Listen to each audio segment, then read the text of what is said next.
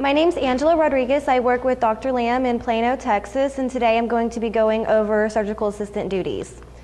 My objectives today is to familiarize you with your task as a surgical assistant, provide you with an overview of your roles and the importance as a surgical assistant, and to inform you on how this position can be more than a job but a career.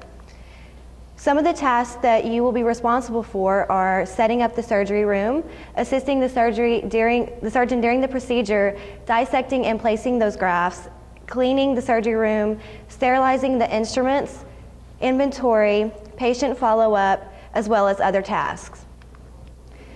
This is a clean procedure, and although this is not a sterile procedure, the rules are more flexible, but you do need to be aware of contamination.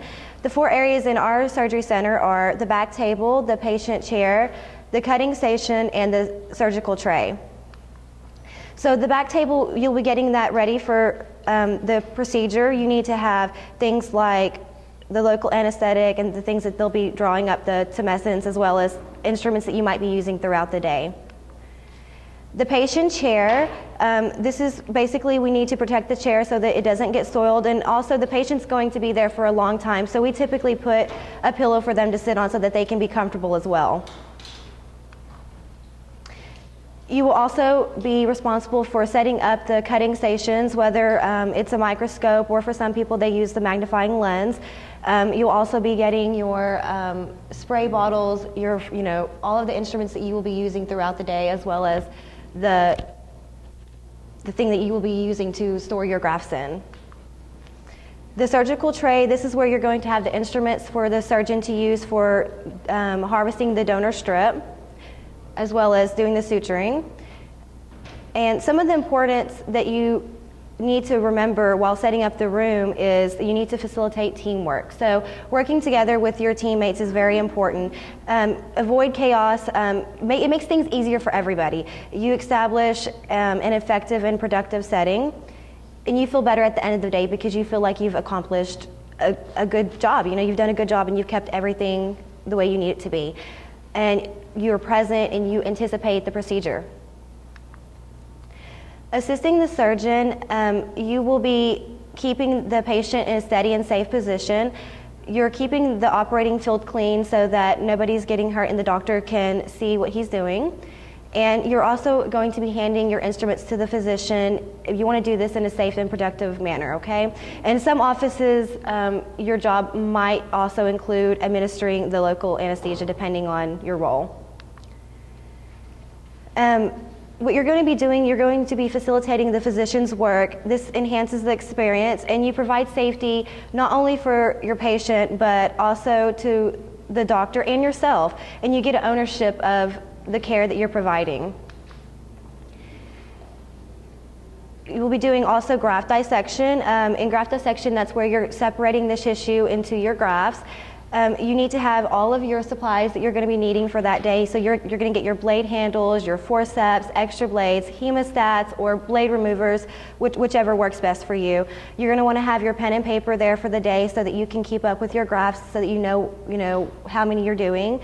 And also you need to have your ice as well as your graft holding solution, saline, as well as measuring tape so that you can measure the strip as it comes out, and spray bottles so that you can keep your grafts moist. And here it just shows the graft dissection. Some people use microscopes again, and some people use the lenses. It's important to know that this is a very detail-oriented process. You are in a small space. You are working close to other team members, so you need to be aware of everybody around you. You need to stay motivated, stay on task, keep yourself focused on what you're doing, and pace yourself so that you are working in a productive manner. You have a global awareness of everybody, the patient, the doctor, the other assistants, just the entire environment that you're in. Placing grafts, this is when you're going to be placing the grafts into the sites that the doctor has created on the patient's scalp. You need to be very attentive to how you handle those grafts, not to manipulate them and to damage them. Again, and like they were talking about yesterday, it's very important to pay attention to how you're distributing the grafts. You don't want to put a 3-haired graft in the hairline. So be aware of what you're doing and also of what your other teammates are doing as well.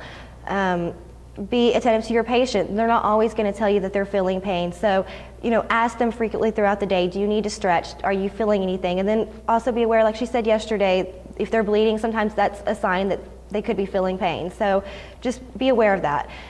Timing and progression of the procedure. So make sure that you're working in a good manner so that you are staying at a good pace, so you are aware of how fast you're going, and also make sure that you're doing a good job as well.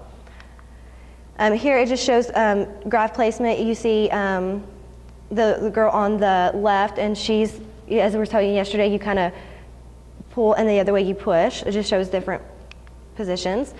It's important, again, how you handle and care for those grafts, because you have the factor of survival rates. If you are manipulating those grafts and you're damaging the follicles, you get the kinky hair or it won't grow. So just be careful to pay attention to how you're handling your grafts and how you're doing that. So you want to also know that you contribute to the end result of the patient and to the patient's experience. So if they have a bad experience, they're not going to want to come back. So make sure that you give them the best experience that they could possibly have. And you also contribute to whether your environment is stressed or calm. If you come in and you have crazy energy and you're all over the place, it makes the whole atmosphere bad. So just be aware of your environment and just try to stay calm. Cleaning up is, you need to make sure you dispose of all of your used items. You're putting your sharps in the sharps box. Make sure that nobody is at risk of getting injured. You collect your instruments for sterilization. Take them to the area that you're going to be cleaning your instruments. And you're taking down your cutting stations and getting rid of everything that you're done with for the day. Disinfect the entire room. So it's important to clean not only at the end of the day, but throughout the day as well. Make sure that you're cleaning, and it protects everybody, protects the patient and yourself. So here it just shows different areas that you want to make sure that you're cleaning: the doorknobs, the trash cans, chairs, the counter space, cabinet doors. All of those things are areas that you really make sure that you clean throughout the day, and again at the end of the day. By doing this, you're creating a safe and clean environment. You are preventing cross-contamination from that area to other areas of your office. And you leave the room clean and ready for the next procedure that you're going to have. And here it just shows cleaning the instruments. You want to make sure that you get them clean, and then also after we clean, we use a solution that you spray on there so that your instruments don't rust. You take care of your instruments so that you can have them for a long time. Again, here it just tells it's important to do that, so you protect those tools. You follow OSHA guidelines to protect yourself, protect the next patient, and you're preventing infections in your office.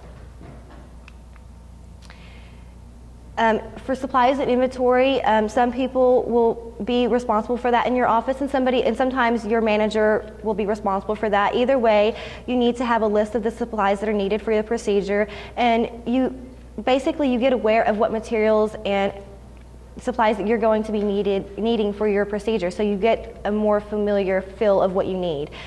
So if you're not in charge of ordering those supplies, you need to know who is in charge, and make sure that you're informing them if you need if you need instruments or blades or whatever it is that you need. Let them know. Don't wait till you run out. Let them know so that they can have that on stock for you. You will also be responsible for doing patient follow-ups. So basically we give instructions at the end of the day. The patients are typically very sleepy. They don't remember a lot of it. They go home with the written instructions as well, but you go over that with them anyways. And then the next day we have them come in, you check over everything, make sure it looks good, see how their night was, and go over those instructions again and answer any questions that they might have. And then again, it's suture removal. You might be responsible for removing sutures depending on your office, and you'll go over those instructions again with them and answer questions at that time also. Some other tasks that you could be involved with in your office is answering the phones, answering questions, and getting consultations for the doctor. So that's important how you answer the phone. Also for preoperative patient preparation, so getting the patient prepared that day, shaving the donor area, as well as taping and getting them draped and doing things like that. We also do photos before all of our procedures, so we make sure that we have photos for them on that day, before they start their procedure. Also post-operative care, so when they come in, you're looking at things, and again, suture removal if you do that in your office. And then also patient follow-up visits. We do photos at every visit they come in so that we can monitor how they're growing, and then also we just keeps a file of how they're growing, and then that way we can really watch them. It's very important to be a surgical assistant. Your role is very important. You establish a relationship with your patients. You get to know them, and it's an opportunity to really touch their lives and make a difference.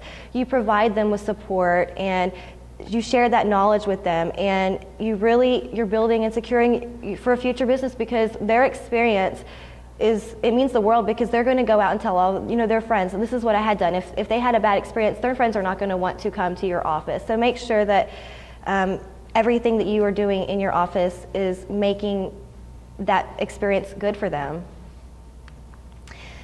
And so basically, I just want you to really know that it is very important. It's very important, your role is very important, because it really does have an effect on the results and the experience. And I want you to be excited about your career. Be excited, because this is really an amazing career. It's very unique and it's amazing. It's really a good thing to be doing. And then this here is just a group photo of our office. So, thank you. This is the first time you were speaking, so this is great. Thank you.